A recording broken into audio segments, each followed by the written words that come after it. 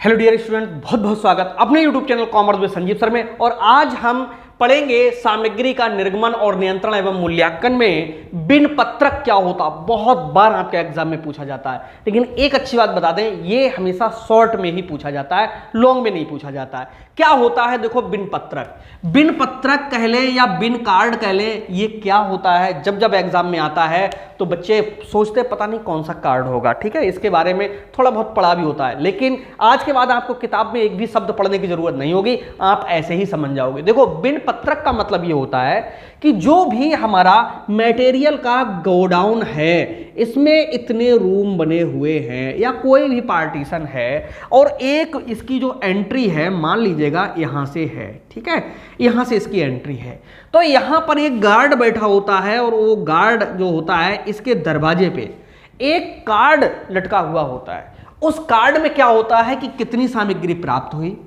कितनी उसमें से जारी हो गई और कितनी अभी बैलेंस में है, और आगे जो जिम्मेदार व्यक्ति होता है वो उस पर सिग्नेचर करता हुआ चला जाता है। इससे यह पता चलता रहता है कि हमारे गोडाउन में सामग्री है तो है कितनी।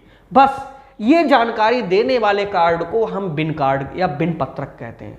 अब इसकी जरूरत क्यों हुई? देखो, क्या होता है कि गोडाउन तो बहुत बड़ा होता है, बहुत एरिया में फैला हुआ होता है, तरह तरह की सामग्री यूज की जाती है। तुम सोचो कि किसी एक प्रकार से, जैसे जहां कारें बन रही हैं या कोई और इलेक्ट्रॉनिक उपकरण बन रहे हैं, आप देख रहे हो कि एक एक प्रोडक्ट को तैयार करने में हजारों प्रकार का वहां पर मटेरियल यूज होता है।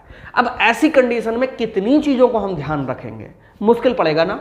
आप भी महसूस करके देखिए, ऐसी कंडीशन क्या होता है कि कोई व्यक्ति झांक कर नहीं देखता, ये इसकी 10 बोरी है, ये इसका इतना मतलब 100 क्वांटिटी है, ये इसके 50 पीस बचे, ऐसा कुछ नहीं होता है। इन सब समस्याओं से बचने के लिए जो मेन दरवाजा है वहां पर एक कार्ड टांग दिया जाता है या एक रजिस्टर रख दिया जाता है, उसका यही नमूना होता है और उस रजिस्टर पे कितनी सामग्री आई। अब इसके भी पार्ट होते हैं, कौन सा बैच नंबर था और कितने की थी, ये सब चीजें तो बाद की हैं, ये सब लिखी जाती हैं। इशू की गई कितनी मात्रा, कौन से रेट वाली, क्या ये भी, और बैलेंस में तो सब दिखता रहता है कि सामग्री कितनी बची हुई है।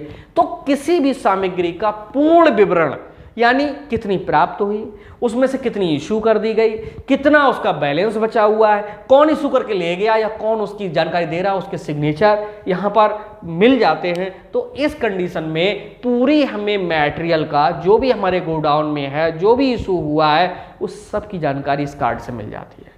इसी कार्ड को हम कौन सा कार्ड कहते हैं? बिन कार्ड कहते हैं। और बिन कार्ड सामग्री को कंट्रोल करने में बहुत ही महत्वपूर्ण है, क्योंकि बिन कार्ड के द्वारा सामग्री का या मटेरियल की हम बात करें, पूरी हमें इंफॉर्मेशन मिलती रहती है। तो इसको इतना समझ लिया आपने। एक नमूना जरूर तैयार कर लीजिएगा, और नमूना अधिकांश रूप से एग्जाम में पूछा जाता है। और यही नहीं है, इसके ऊपर यहाँ पर पूरा लिखा हुआ होता है।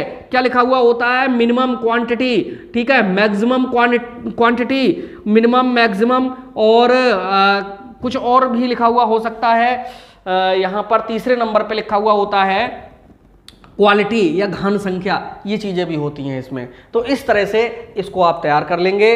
और यहां पर बिन नंबर भी टंगा हुआ होता है, ठीक है, बिन नंबर, ठीक, जिससे पहचान होती है सामग्री के स्तर के बारे में। तो यहाँ पर ये अभी हमने बिन पत्रक को समझा, उम्मीद है क्लियर हो गया होगा, कुछ और नहीं है। तो इस तरह से अब ये जो चैप्टर है दी एंड की ओर है। तो मिलते हैं नेक्स्ट वीडियो में अगले चैप्टर के साथ, तब तक के लिए बाय बाय।